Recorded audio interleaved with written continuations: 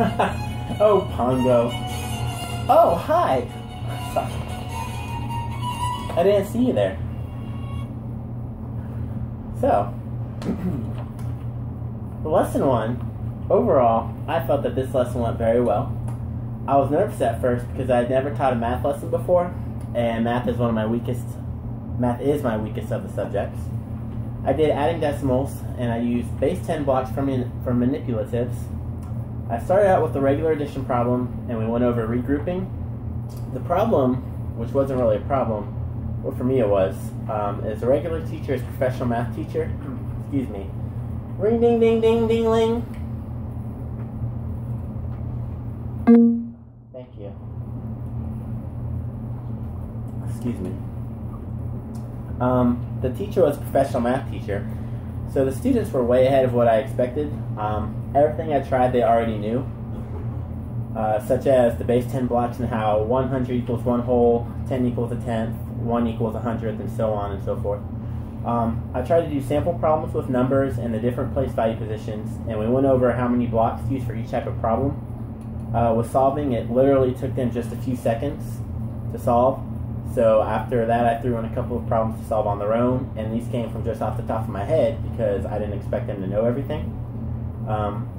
We then went into word problems, and this surprised me because I've never seen a class that actually loves word problems.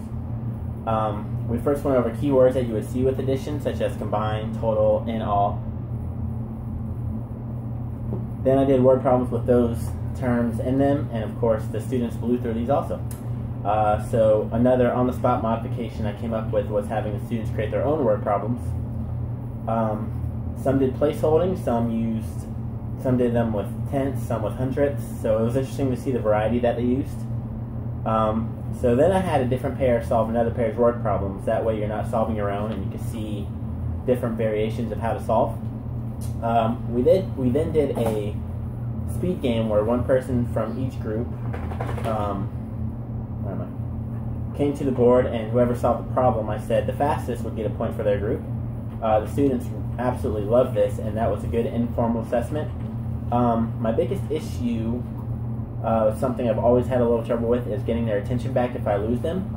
I didn't, unfortunately, use any strategies for that, and that was the only thing that the teacher said I should work on. Other than that, she said it was excellent. Overall, I thought it went really well. I really enjoyed it, and the students enjoyed it, which made it that much better for me. For lesson 2, this was on subtracting decimals. Overall, I was extremely pleased with this lesson. I wasn't nervous because after the first lesson, I became much more comfortable. The students were into it, I was into it, and the flow was just flawless. It seemed to go by extremely quickly, yet it lasted a full hour. Unfortunately, the camera on my phone crashed about 20 minutes into the lesson, and I didn't know until after. So, yeah.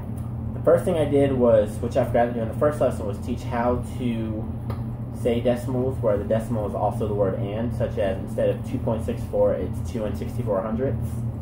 Of course, this is something the students already knew, so we didn't spend long on it. Then I did my Van de Waal activity, which I didn't have time to do in the first lesson, so I did it first thing in this lesson.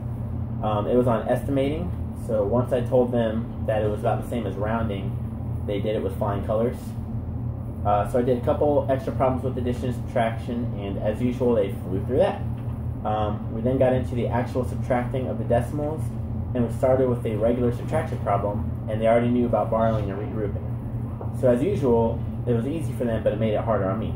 I even had a lot more planned out for this lesson in case of this, and they still just flew through it. I did throw them off a little bit when we got into word problems, and first we went over key terms for subtraction, such as taking away, subtract, fewer, different.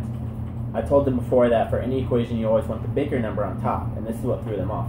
So when we got into the word problems, I read them with a smaller number first, and that threw them off, and they were wondering how to solve it. So that was cool for me since I actually got to teach them something new, so hooray! Then once I showed that the bigger number always goes first, you have to pay attention to your wording, they did it perfectly. They then created their own word problems, which was a lot of fun. One boy in particular, who was the troublemaker of the group, always calls out and all that. I used his as an example, and he chose to throw in just throw in percentage and problems on finding tax. So that was fun trying to figure that out. If they got off track, I used to clap once if you hear my voice technique, and that worked like a charm. This teacher even told me that after she had never seen that technique before, and that she wanted to start using it, which I thought was really cool. For the speed game, I had them stay at their tables and they solved problems together rather than coming up individually, and that was a lot of fun seeing the competitiveness and focus that they had. Overall, I was extremely pleased with this lesson. It went extremely well, and don't tell the rest of the classes, but I wish we could teach more math lessons. But with the individual assessments, I was looking over, and pretty much every student got every single question right. I'm going to say that they didn't know anything before the lesson, and all the perfect scores are because of me. So that was my lesson. Thank you for listening. I hope you enjoy your night.